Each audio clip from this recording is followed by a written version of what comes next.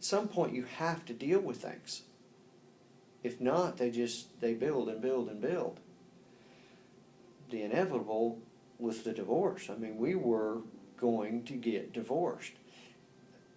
14 months ago, if we'd have found you, I wouldn't be here where I'm at right now. Yeah. You know, I went 3 months, I couldn't work.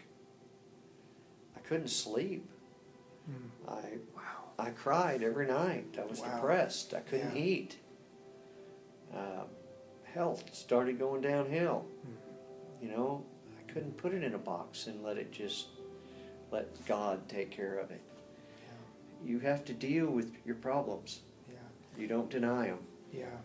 Jim, did you feel like the other help that you got was dismissive of where you were coming Exactly. from? That's the best way to explain it. Dismissive. It was dismissive. Yes. It was, Yes. you know, are you going to cheat on me again? Oh, okay, you're not? Jim, you got to be satisfied with that. Yeah. That That's was what they kinda- told me. That was one of the words. You have to be satisfied with that. Yeah, I've heard that before from other people. Yeah. You just got to let go. You can't build trust back on that. Yeah. Because when this happens, you feel so alone. And the main thing, and this is what impressed me about you, you listened. You listened to my needs, and then we started chiseling away at those things. Jim, you actually felt like you were getting somewhere. This guy knows what he's talking about. Proactive and reactive is the best way to describe how I felt Yeah. about Yeah. your Yeah. actions. They were proactive, Yeah. and you were reactive to my needs. Yeah. Jim, I remember first time I met you, we met for 3 hours. Yes. And you really, how did that time go, that first time we met? It seemed like 15 minutes, but I walked into your office. It was either come to your office or go see my attorney and get the divorce papers started. Yeah. I mean, I was ready to move on with my life. Yeah. I had had enough of feeling like this every day. Yeah. Explain that what happens after an affair is made known, the person who's been betrayed many times develops symptoms of post-traumatic stress disorder. It's very traumatic. That's something that happens when somebody's been raped, a victim of or survived a war or battle, natural disaster, an auto accident, witnessed somebody die in front of them. This happens when infidelity occurs, and what happens is it's very traumatic. There's not very many people who are skilled and that know how to help people through this, who know how to give hope, who know how to paint a roadmap, and who have experience in helping couples through this. And kind of what I've been talking about with Jim is I'm the third therapist that Jim has been to, third counselor that Jim's been to, and he went to these counselors more in the beginning of the process. Is that right, Jim? Very beginning. And now 14 months later, never got anywhere with it. And Jim is finally just created more questions. Just creating more questions, more turmoil, coming closer to divorce. I want this to end.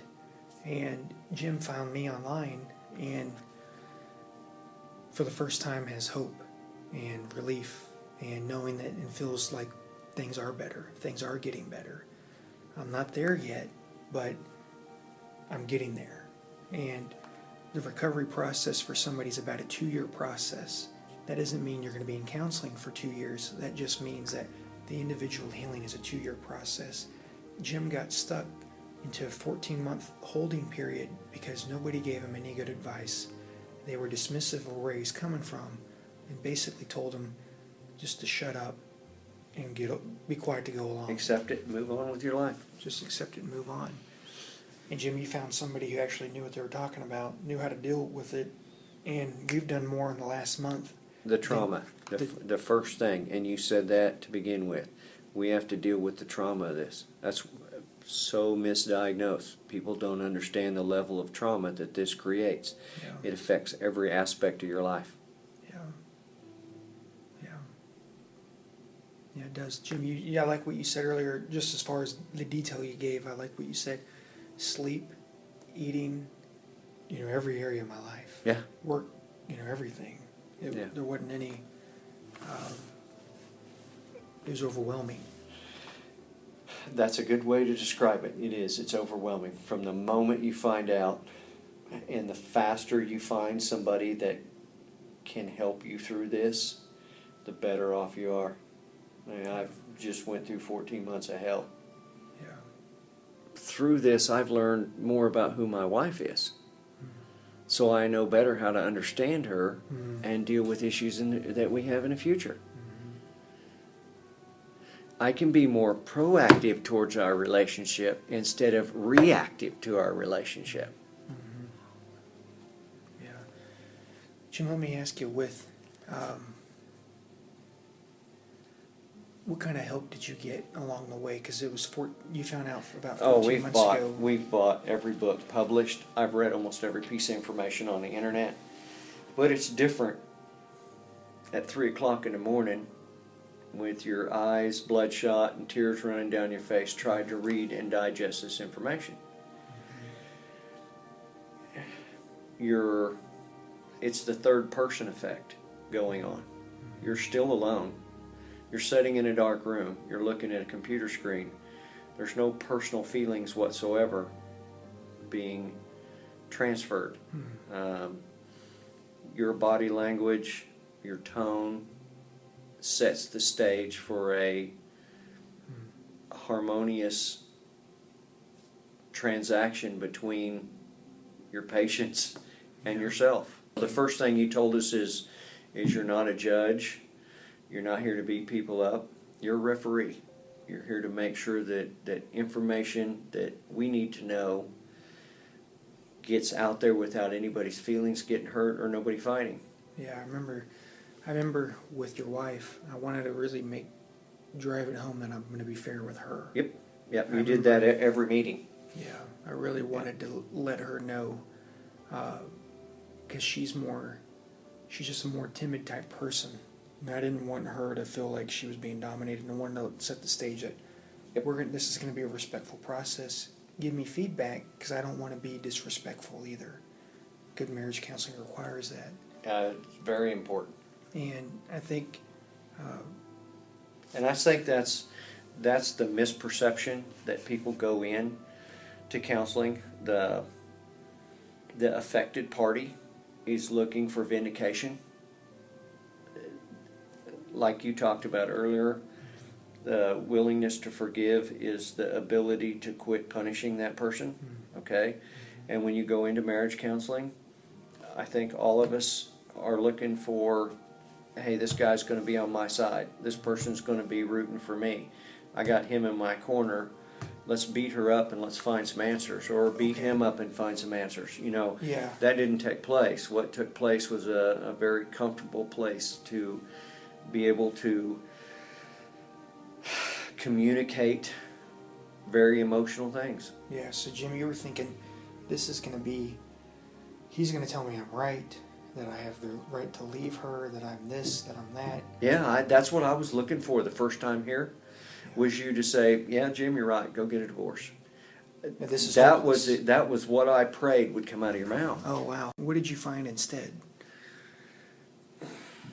Compassion, understanding. I don't know the word I could really want to use here. It's a harmony.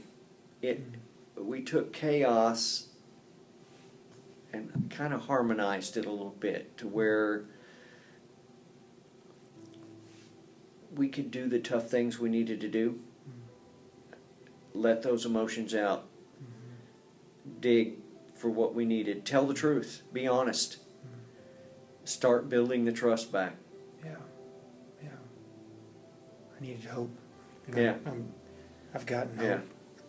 I know that things are much better. Oh, you didn't try to talk me out of anything. Yeah. You said, let's think about this. Not, you're going to. It's, let's think about this. Yeah. Jim, so you were kind of expecting me to be more of a judge, kind of not a referee or not a mediator or a peaceful, not a healer, maybe it's the right way to say it. Not somebody who's a healer, but somebody who's telling I was you, looking for a judge jury and an executioner. Say, When I this is walked it. in, yep. Yeah, yeah. Jim, how do you feel about the blueprint to healing that we've had?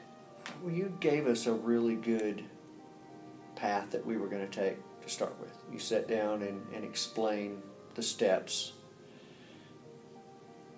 listened to me, diagnosed the issues that were the most pressing to me in the beginning, and said this is what we've got to attack first, second, and third.